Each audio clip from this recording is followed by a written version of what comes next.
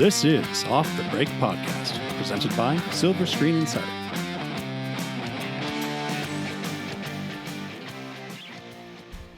Welcome to the Fans of Godzilla vs. Kong podcast. I'm your host, Ken. With me is Kyle. We're talking about all of your favorite things from the new film for all you Zilla fans and Kong files. Oh, wait, wrong podcast. Welcome to Off the Break Podcast, your podcast dedicated to current movie theater news, operations, and insights from the people who book the movies. I'm Ken, and with me is Kyle. Nothing else going on here. So this is what happens when Cody is not the host. When the inmates run the asylum. You're right. They talk about Godzilla versus Kong. Apparently those are what the fans are called. I don't even remember what you called them. Godzilla heads? Kong files. Kong files and Godzilla heads. We're going for it today. We had our biggest weekend post-corona from Warner Brothers, who's been putting movies in theaters, streaming aside. Yeah, we had literally and figuratively a monster weekend. Yes. Yes. It was glorious. And I hope theaters really felt that gloriousness, because it just was a long time where theaters were thriving, it felt like. I mean, the theater where I was able to go see Godzilla vs. Kong, like, people showed up. Like, people filled seats. They were ready to go back to the movies. They were ready to see, you know, just a fun, mindless action movie. And, you know, we were kind of hoping Tenet would be, you know, the fun movie that people go back to. But it turned out to be Godzilla vs. Kong all along. But it's good regardless, though. It was such a great weekend to see the numbers that it put up. Like, what, 30 million in its opening weekend, right? Yeah, for the 3-day weekend, but it did almost 50 total for the 5-day because it started on Wednesday. Right. So, I mean, it was a little tongue-in-cheek last week. We're like, we're seeing big grosses, and who knew if that was the real thing, but it showed up. Yes. I mean, every location that we booked it at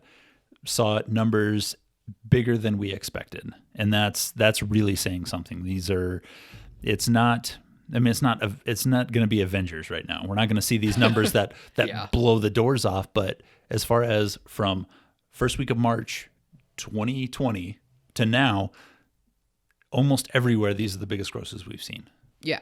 And these are the grosses that I think theaters definitely want to see, but also distributors want to see that as well. Like, I know that we've all been worried about, you know, the streamers taking over theaters and this and that, but the bottom line is that they still need theaters in order to make any sort of product regardless. So just seeing them, like, feeling more confident about going back to theaters and showing the movies at theaters, it seems to be a good sign. Like, the people want to come back.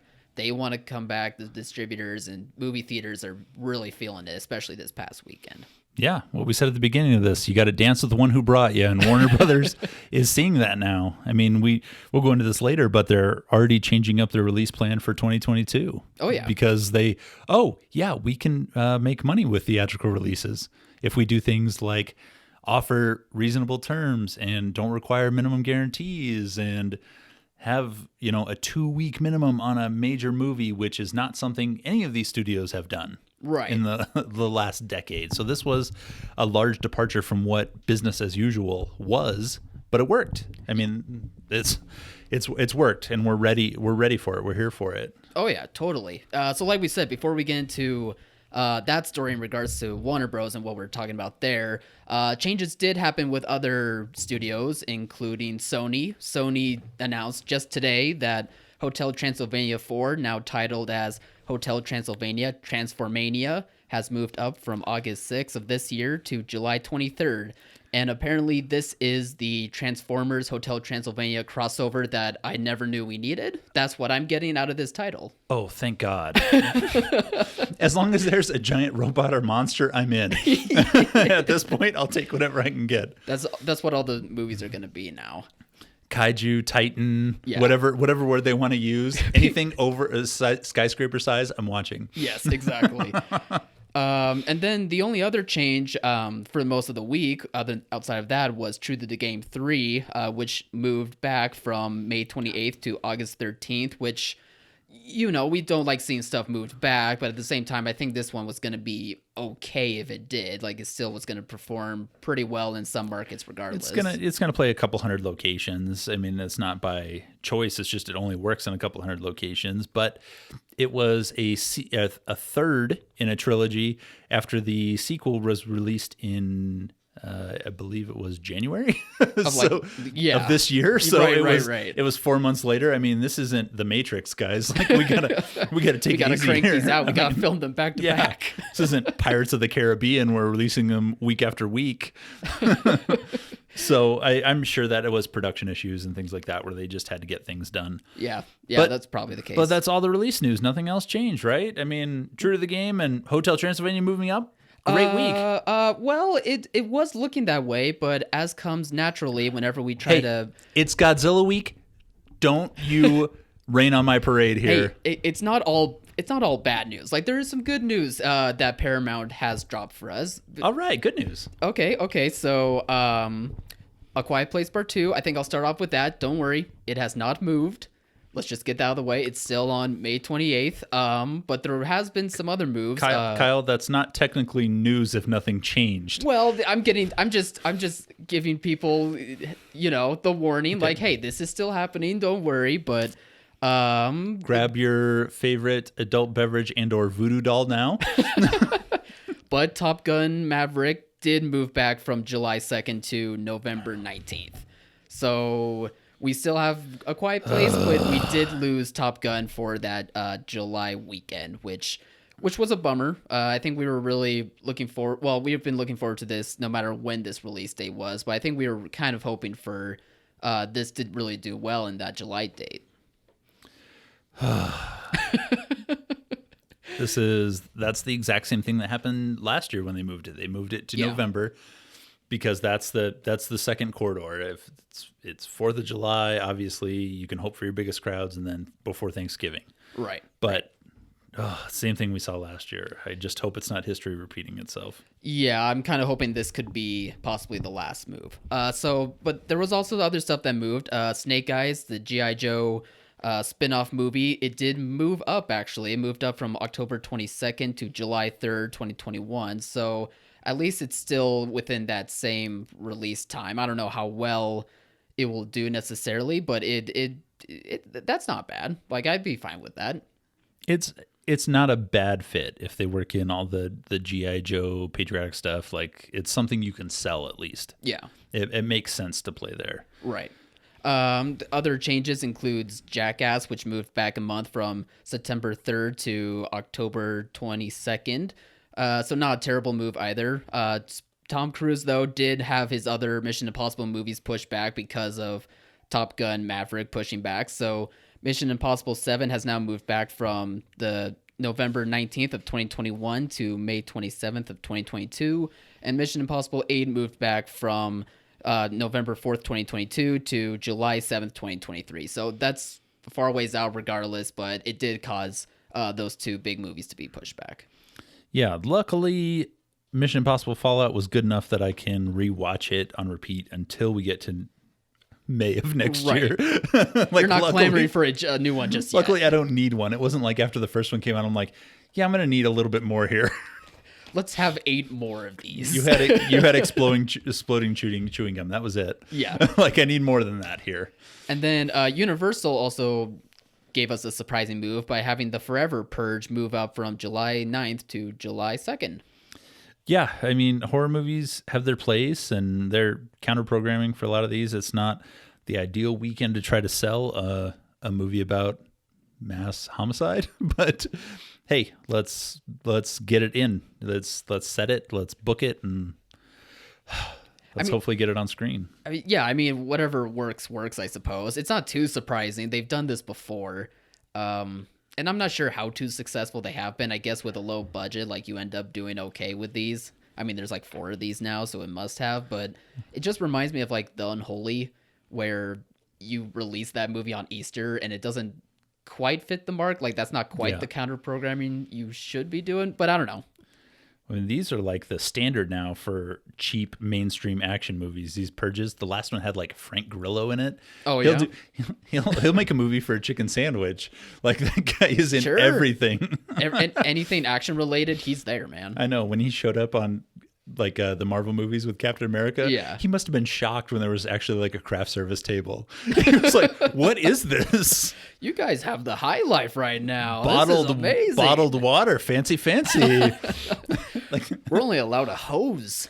yeah, he's like our generation's Ray Liotta. Like he just shows Yeah. up everywhere. If there's a script that says nondescript man, Frank Grillo is like, "I'll take it." Nondescript man has to do action himself. Because we can't afford stunt doubles. That's in the fine print, though. You can't see that. On his contracts, that's the first sentence. He goes, "I only do my own stunts." But this is dangerous. He goes, "Yeah." And? Yeah, he's looking for a rush. All right. Well, with all those changes, it's time to look forward to our booking strategies and see what we can do. We talked last week about adding screens to Godzilla vs. Kong, and the places that did that were able to capitalize on it, which was great. We're looking at just keeping those screens open. We've got Voyagers coming in this week, which is a wide release, Lionsgate. It's PG-13, so... Sci-fi teen romance. Yeah, I mean, it is what it is. I mean, we need it. Lionsgate offered it. It's got a window. I mean, we can't ask for too much more than that. Terms were very reasonable from Lionsgate, which we're not used to. So that was nice for them to actually, acknowledge that theaters are a partner of theirs in showing films. Yeah. So that was good. That was a good change of pace. From NATO, they were saying that movie-going comfort levels have gotten up over 60%. So 60% of the U.S. is willing to try to go back to movies and theaters, which is awesome. That's all we can hope for. We just got to keep building confidence and making sure that as an operator or manager, every experience is better than it was before. Yeah, we know that you worked your butt off in 2019 and early 2020, and you cleaned the floors and you vacuumed and you wiped down seats. You did that, but now it's more important than ever. You really have to build the audience back one person at a time. Yep. And it's nice when you're doing it for full auditoriums versus two people in a screening of Crudes on week 14. Yeah, exactly. Everything seems to be looking up, but it still is going to be tough during this month to get audiences back, try to keep them enticed. So you have to make sure like the theaters are a great experience to go back to, a nice clean experience that just doesn't feel like what they would get at home. That you can especially do that with Godzilla vs. Kong for sure. Hopefully the same can be done with Voyagers. We'll see how that goes, but right now especially like moviegoers seem to be really interested in going back to the theater, and make sure to really celebrate that with Godzilla vs. Kong. Yeah, no, if you're a multiplex, you're going to have this one on screen till the 4th of July. It's going to be on forever because we need it, and it's worked. I mean, even no matter what you can do, bringing things in, just like we did with Cruise, we have to keep things around that work and put people in seats at certain show times. And that's what we're going to keep doing with this and anything else we get the opportunity on. Cruella and Quiet Place at the end of May are going to be two of those that will stick around in big complexes for the full 12 weeks, standard 12 weeks until a DVD release, which is not the case with either of these, but we can almost guarantee those are 12-week runs with those two, just because of what we have on the horizon now.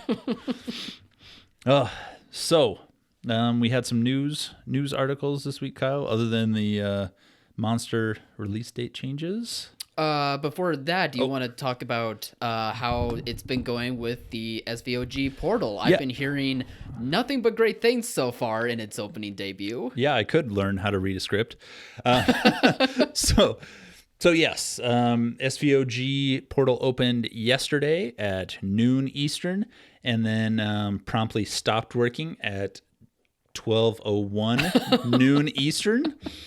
Oh no! So we told you last week, get your ducks in a row, get all your paperwork ready, and get everything scanned in so it's able to click and drag over. They're obviously working on the issue, but this is an SBA federal government online program. So exactly what that means is it was not going to work when it was first started.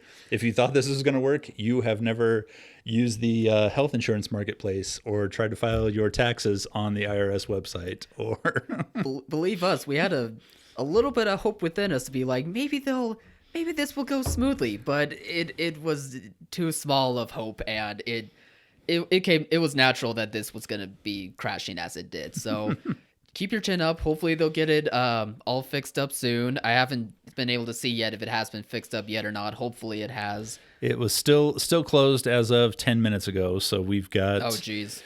We'll post updates, obviously, on silverscreeninsider.com when it is open and able to use. But, stay vigilant.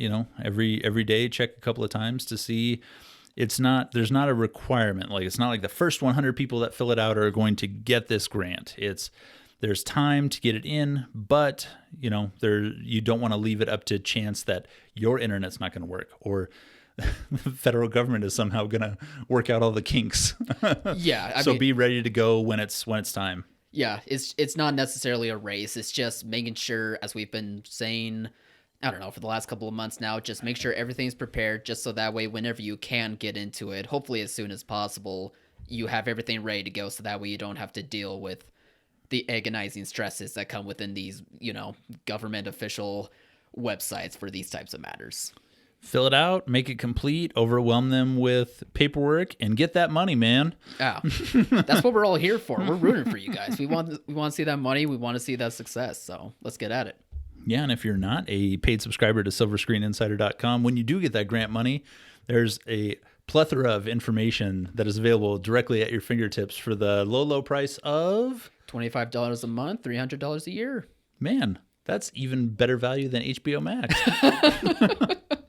Take that, Warner Bros. But that was also a great plug. Great job there, Ken. Just got to shoehorn it in there. We always, it's always a puzzle piece. We never know where to shoehorn that stuff in, but we always make it work. For kids Kyle's age, a shoehorn is something people use to remove or slip into their shoes back in the olden days.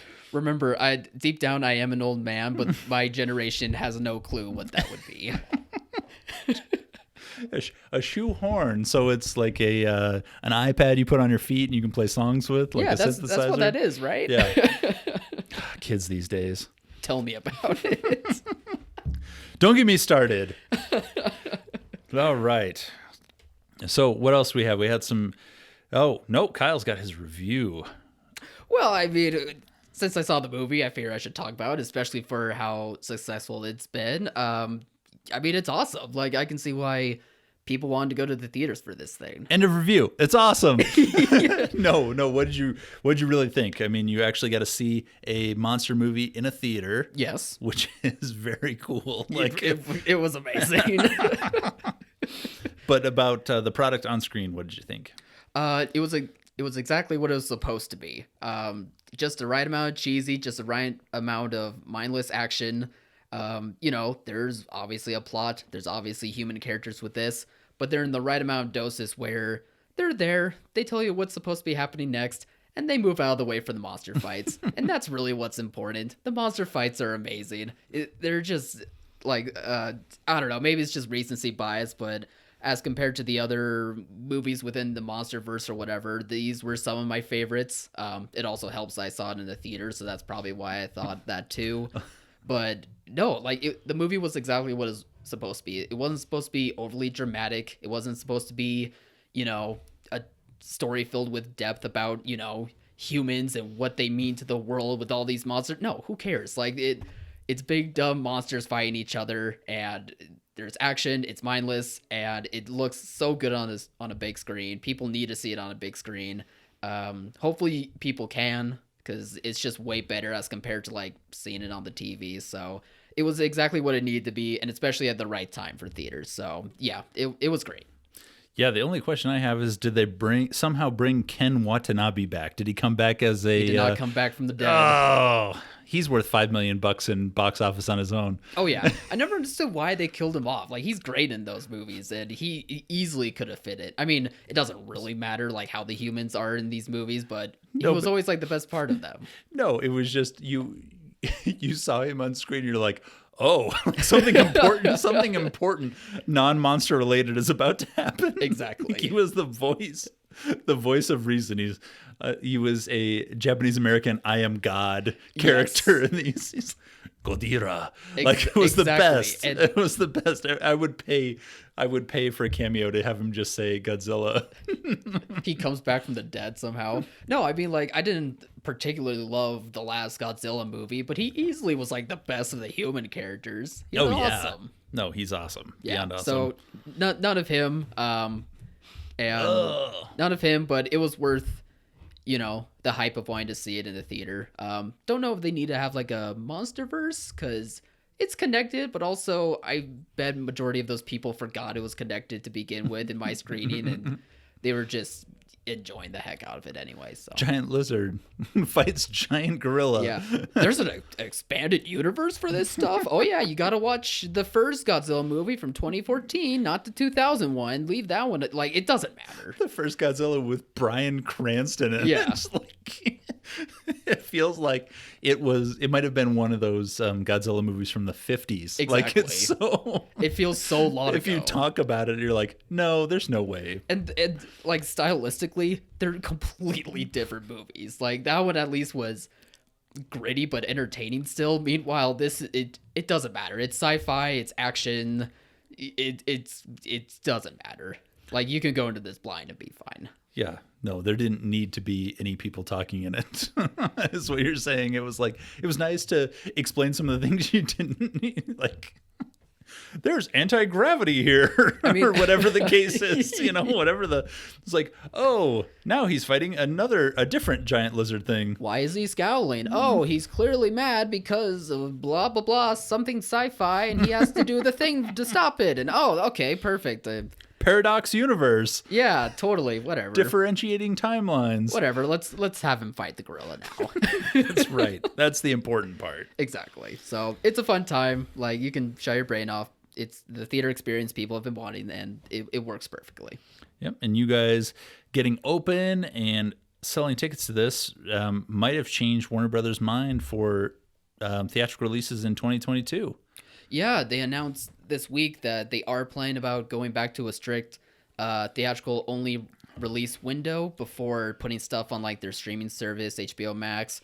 And this definitely makes me feel a lot better about, the future of the industry for sure. I mean, they're probably going to stick with the 45-day window, which isn't surprising. Like, we've heard Warner Bros. Make that deal with Regal to do that, and same with Paramount doing that for all of their movies. But that windowing part is fine as long as it's, theatrical only. Like, this is still much better than what they were doing with their 2021 release slate. Yeah, give us the opportunity to put up, $100 million openings for these films. Right. I mean, Godzilla versus Kong did $50 million or $48.5 million for the 5-day weekend. Mm-hmm. That is exactly what Godzilla King of the Monsters opened to for its 3-day weekend. It opened to $50 million. Yeah. Like, we are talking real substantial numbers here comparatively. I mean, it is the comparison. Like, this is the comparison we have so far. It's not like Tenet could have made this much or Wonder Woman should have made this much. Mm-hmm. Like, apples to apples, people wanted to see this in the theater. Totally. And that goes for what I think of as all films. Like, people want to experience a film or have the opportunity to experience a film in the theater. Yeah, I mean, people will know if they want to go to the theater for a movie. I mean, not everyone's going to go to every single movie in the theater, but for the right products, for the right stuff that works for a theater experience, people will recognize that and will want to go to it. Whether it's, the first weekend or the next, they'll eventually do it. Yes, it's time. Now, Paramount moved some things back, but we have plenty of stuff starting the very end of May to start promoting and get out there. I mean, there's a dozen wide releases in June that are all, B to to A quality movies that we can really promote and sell, which is going to be awesome. Definitely. Yeah, it's our time to prove people. Yeah. So also, just one real quick Time thing. to put up or shut up. Just one real quick thing with this Warner Bros. News. I have been seeing reports that they're now thinking of having Dune be theatrical only, which they've been hinting at that for a while. But I think after these Godzilla numbers, maybe they'll actually do that. Yeah. We'll see. How could they not when you see this? And Dune is not Dune. It's Dune 2, 3, 4, 5. Like, Right. it's going to be this expanded universe if it works. If it works, Well, yeah. you can't build an expanded universe on a cell phone.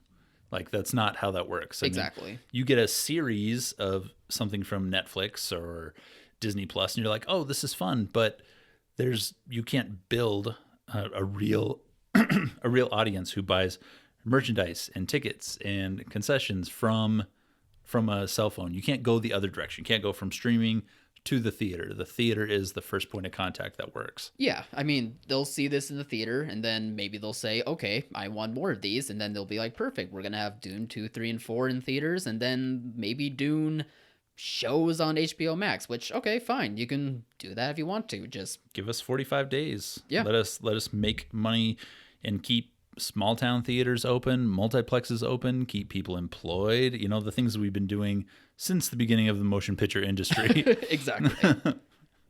Exactly.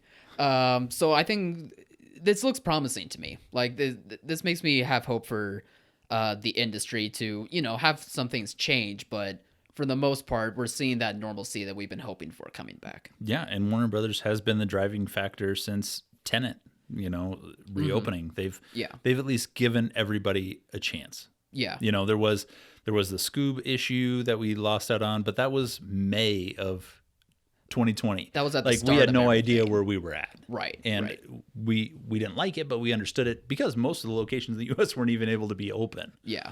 But now at least they've given us a chance at all these things. And we really showed them, especially as independent theaters with Regals being closed across the country, that we were able to put up the numbers that they need to show this. I mean, we did the same in 5 days that we did in 3 days for Godzilla without Regal, without the second largest theater chain in the U.S. And even with LA and New York being open, there's still quite a few theaters that still need to be open everywhere else. Oh, yeah. So No, it was a really substantial turn for us. Definitely. Moving forward. This was one of those things we'll look back on 5 years from now and like, remember when Godzilla versus Kong came out? How was the savior. Yeah, when that was the savior, not Christopher Nolan. Christopher Nolan is just clawing his desk, just no. Yeah, an animated Nicolas Cage kept us like moving forward slightly. Yeah. This was going to be the tide that turned the war. Well, remember like at the start of the pandemic, like what was it? There was articles coming out like Trolls World Tour might actually cause the end of movie theaters because like that was the first animated movie that like, hey, we can't do theaters, but we need to release it still. Let's put it on I believe PVOD. I believe I wrote that article. At least co-authored it. I was screaming from the hilltops, no! It's just so funny that you think, I don't know, that you think these pinnacle moments are going to come from like a Nolan as good as he is, like it comes from, Godzilla. No, there's Nolan, there's James Bond, there's all these things in the pipeline. Spielbergs, the Scorseses, you think Fast and Furious even. Yeah. Like there's something there, and then it's Godzilla versus Kong reimagined. Right. as basically a film version of a video game, the way you described it. Oh, that's basically what it yeah, that's basically what it is. And it's glorious. Okay, so we're going to move off of that and go on to this next topic. Netflix and Sony made a deal. They made a deal where starting in 2022, Netflix is going to get the streaming rights for all of Sony's theatrical releases, starting with their 2022 film slate. But they are going to make sure that Sony can have the theatrical and home entertainment windows, so it's not going to affect the windowing at all. It's probably going to be, the 45 days. They're probably going to convert to that, but otherwise it's going to be theater first, and then whenever or however long the home entertainment window is, which I didn't even know was a thing, honestly, but they will be able to get the streaming rights to movies like future installments of Bad Boys or Jumanji or the Morbius movie, like that's coming out in 2022, so that's going to be on there. I believe that Hollywood Reporter reported that while future installments of Venom and Spider-Man will be able to go on Netflix, this will not include Venom 2 and Spider-Man 3 because those are 2021 movies right now. I'm not sure if they'll move those back if they feel like they need to. We don't know when it comes to Sony and what they plan on doing with that. They will absolutely adjust them. You can take that as you will. Guaranteed adjustment. But it doesn't look like this deal is harming the theatrical window, so that's good. And honestly, Sony has had deals with Netflix similar to this before with like Sony animation titles, and they've sold, other BC level movies over to Netflix too. So seeing them eventually get a deal like this in like the streaming war era that we're in, it doesn't come too much as a shock to me. Nope. As long as we have a window, we can be happy and support these things. Yeah, exactly. And again, we'll see if Venom 2 and Spider-Man 3 change at all, but for the most part, this doesn't really seem like it's going to affect theaters very often. It's it's definitely going to play a hand in like Netflix acquiring content, but at least it's not competitive necessarily because theaters still get to have it. Yeah, and that's a way for Sony to have its cake and eat it too. I mean, they're not going to sell these things for $200 million, but if you can sell it for $100 million and make $100 million at the box office, you're getting the best of both worlds. Yeah, exactly. I do wonder eventually when Sony will ever get a streaming service, but let's hope they don't, because they'll screw that up too. No, they can't get out of their own way. None of ththese changes need made. I mean, last week they moved a movie 1 week and it was a year out. Yeah. I think it was Venom, it was Morbius. It was Morbius they moved. Oh, right. I think they moved it back a week and then they moved it a few months after that, right? Yeah. They did do that. Slightly adjusted it like, hey, let's get through this month first before we're worried about a film release. I mean, this is the Disney knee-jerk Avatar thing all over again, but don't get me started on Avatar. Where Avatar moves years, Sony's like 4 days should be good. Always on Christmas, though. They'll always stick with Christmas. Yeah. Oh. Well, but let's move on from that and let's talk about trailers because we got a few good ones this week. I feel like we got some great ones. Off the board of one that we were waiting for, but didn't know quite what to expect was Those Who Wish Me Dead from Warner Brothers. Yep. It was Angelina Jolie, Yep. We had heard it was a Western. Like that was kind of like the thing that was out there was like a Western, but it's a current movie filmed in the Western United States. In Montana, so it is a Western by technicality. Yeah. But it has to do with wildfires and her saving a kid and from some bad dudes of some kind. Yeah. And it was like, this is perfect. Yeah. I mean, it's from the same writer and director who made movies like Sicario, or he wrote Sicario and he directed Wind River and Hell or High Water. And really it's in the same vein as those types of movies. So if that's your cup of tea, then I think like it is for me. Like I'll definitely be into this one. I was kind of surprised how much I enjoyed Jolie in the role, at least like based on the trailer. Like I know she's done action movies before, obviously, but I don't know. Lately, I think after, her being a mom these days and her, marriage with Brad Pitt and all that drama stuff, like I never really think of her as an action star anymore. So it was kind of cool to see her like back in something like that again. Yeah, I was worried it was going to be one of these like weird mom action movies like Jennifer Garner or Hilary Swank. Right, yeah. Where it's like, yeah, she's a mom, and it's like, which is bad. We shouldn't think of it that way. No, but I mean, those were not movies that could surprise us at the box office. Those were not movies that could sit and have a $40 million opening. Those were like $20 million grossing movies that you played for a couple of weeks and moved on from. This is one that not only plays well in the Mountain West, but it has the star power in it to make it last and work in big cities. And right. It is rated R, but that's okay when you have a major star. That's what nobody kind of did, but that's what the John Wick movies do. They're rated R. They're made for adults, but they have a major pulling factor with a star. Yeah. And, not that this is going to be a franchise film, but she is a franchise still in herself. Yeah, I mean, it'll be a franchise in the way that it's like, I don't know, that it's good. It works as good counter programming for something bigger. And I feel like this movie is coming around the same time as, things like Spiral and The Quiet Place Part 2.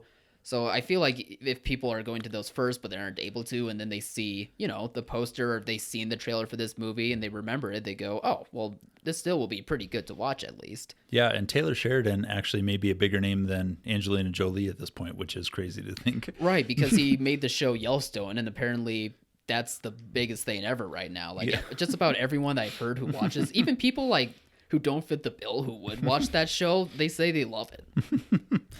Yeah, no, how could you not love Kevin Costner in a cowboy hat for any reason? I mean, we went through that this fall with Let Him Go. We're like, yes, we love Kevin Costner in a cowboy hat. Give us more of that, apparently. More cowbell. I mean, Kevin Costner. It applies the same way. Yeah. But what are some of the other trailers? Let's move completely the opposite of Those Who Wish Me Dead, and let's talk about Space Jam 2. Yeah, I was just talking to one of my theaters about this. The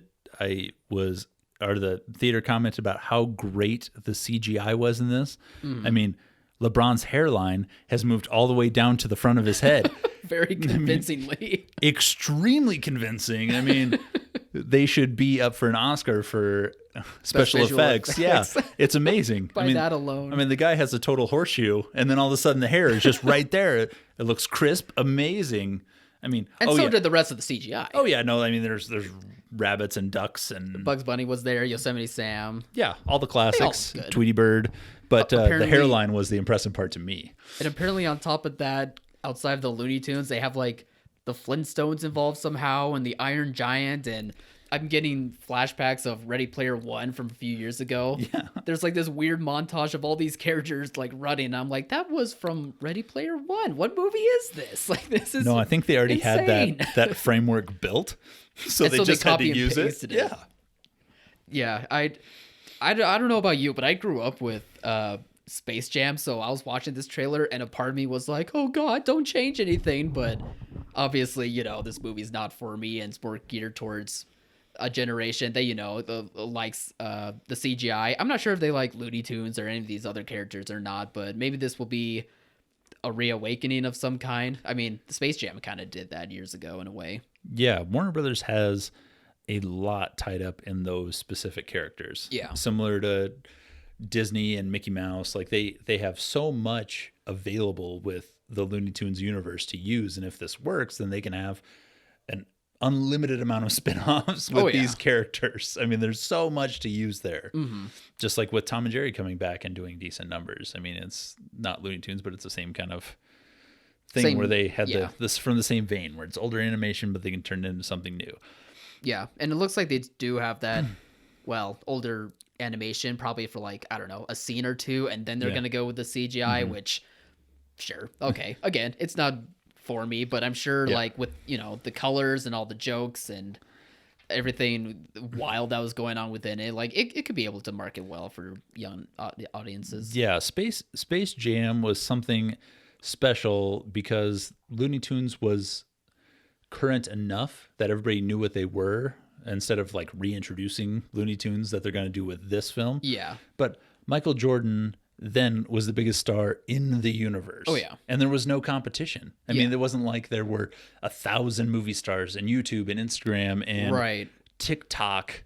I've never said anything more awkward in my life. I know. The TikTok. You almost stuttered. You were like, I'm going to actually say it out loud. TikTok? I've read it before, but I've never actually said it. No, that's such an excellent point. Like that movie, I mean, let's call it what it is. That movie was such a happy accident to begin with. Like, no way that should have worked. But it was able to market well, a large part because Michael Jordan was the celebrity at the time. And LeBron James, he is big. He is like a celebrity for sure. But thanks to the world that we're living in, like a celebrity could be someone as large as LeBron James, or it could be a YouTuber that Ken has never heard of. Yeah. Yeah, no, that can have, No offense, Ken. that could have as many followers as him on social media. It's possible they could. So have there's, more. But it really was a cultural phenomenon when the first one came out. Like it was as big as promoted. I mean, It wasn't successful, but it was easy to promote as big as it was because of... Michael Jordan already had his own McDonald's cups without a movie. Exactly. And then all of a sudden they're like, oh, he's in a movie? This is even easier. Right. They didn't know who to put as top bill, Should it be Bugs Michael Bunny? Jordan or Michael Jordan? Yeah, I'm very curious to see...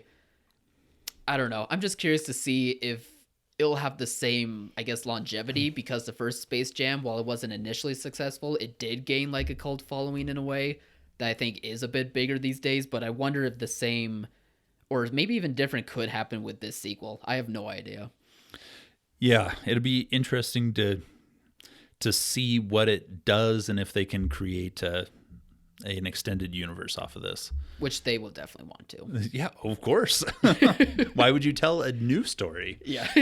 When you could retell the same story. Speaking of the same story. Oh, you beat me to it. We have another Black Widow trailer. We do. And hopefully it will stick with its July 9th release date. I think it will, though. Yeah, I think so too. I mean, nothing really new or mind-blowing from this one. No, I was pretty underwhelmed, I guess, because half of it was showing us flashbacks of her in the other movies. And, there's the monologue of like, you've seen me in Avengers and Captain America and you know who I am, but have you seen my story? And then like the second half is already stuff that we've seen from the trailers before. Although the last trailer was like a pretty big while ago, I guess. But yeah, I don't know. I don't know. It just didn't do it for me. And it makes me worried that the same effect will happen with other people and that they would rather see it at home than at theaters. I do get that worry from this trailer a bit. Yeah, especially it being so far off. We were still looking at July and we just moved into April. I mean, this is Disney's pattern where they can release things months and even years ahead of time for trailers and get people excited. But this isn't that big of a film. It was already a film that was too little too late. Like, I'm sure there are people excited for this, but I don't think it's by a big majority. So it already had that going for itself, or going against itself, I guess, before the pandemic even hit. Yeah. But it could have stepped in to that spot between Infinity War and Endgame. Like, it was suited for that spot to like be a bump in the road and get more traction. And kind of like what Ant-Man 2 and Captain Marvel was. I don't think it would have been as successful as Captain Marvel. But it was one of those films, and now that she's died already. Yeah, I mean that's a little hard to sell. Yeah, exactly. It's especially with the pandemic happening. This is going to be the first Marvel movie back in theaters, and she's died already. Spoilers, I guess, but whatever. But literally everyone saw Endgame. We saw the ticket totals. I know. Kyle, come on. Come on, Kyle. All that going against itself, plus having this trailer where I personally felt underwhelmed by it, it gives me some worry. Yeah, it was. I kind of felt the same about the Cruella trailer. I mean, wasn't a lot of additions. I like the first one more. Yeah, I think so too. I thought the first one was much better than the second one. I mean, this one wasn't a bad trailer. I think it actually showed a lot more of Emma Thompson, which is great because she's amazing. But I don't know. I just like the vibe of the first trailer more, and I'm afraid that like the vibe that we got in this second one felt a bit lighter, and that's most likely the movie that we're gonna get, which isn't too surprising. But so maybe that is a bit helpful for the movie as compared to how they advertised before. But I thought it was still a fine trailer, but I just really like the other one more. Yeah.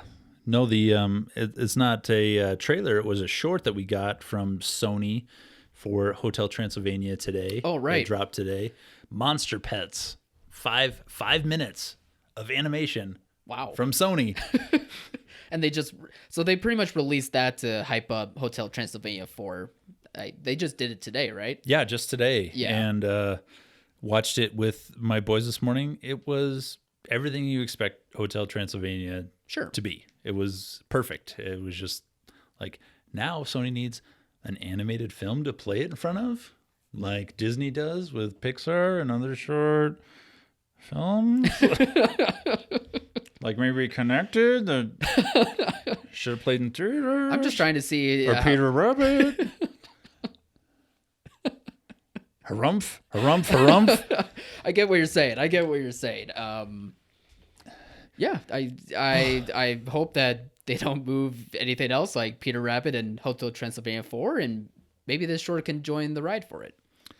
Yeah, no, it was awesome that they're doing this, and it seems like this is a thing that you would release if you're going to actually play your movie in theaters. Right. So that's always good news. Yeah. It seems like they're excited about this. And if you have an animated film on screen, we do have this available on silverscreeninsider.com. And Yep. I'm sure they will be shipping with your trailer hard drives for you to get on screen ahead of Tom and Jerry and Raya, and get excited about this to put it on and promote it throughout the summer until we get to it in late July. Totally. Oh, all right. We did it, Ken. We made it without Cody. Without Cody, and I think we were very professional. I think she's going to be surprised. Yeah, you definitely edit out the beginning where I was on the wrong podcast. No, that's the charm of this podcast. We're always on the wrong podcast. Right. Remember last week? Boo. We hyped up that podcast. Yeah. Wasn't last week. Ha ha. Oh no, don't get me started on. Don't know. Just listen to the last episode. You'll get what that means. Inside joke. I wipe my butt with Hotel Transylvania. Ha-ha! And on that note, everyone, thank you for listening to this episode of the Off the Break podcast. Be sure to check out this podcast on all podcast platforms and over at silverscreeninsider.com, where if you're a theater owner or manager needing upcoming marketing materials for upcoming projects, you can check out that website, so that way you can be able to download and share all those marketing assets, plus have film information ready to go, so that way you know how to prepare to show these movies. Yeah, great job last weekend, guys. We're all in this together. So let's keep those grosses up, keep those seats sanitized, and pay attention to the SVOG portal. Yep. Get it done. Get that money, man. We'll keep you guys all updated on all that stuff. Bye, everybody. Bye.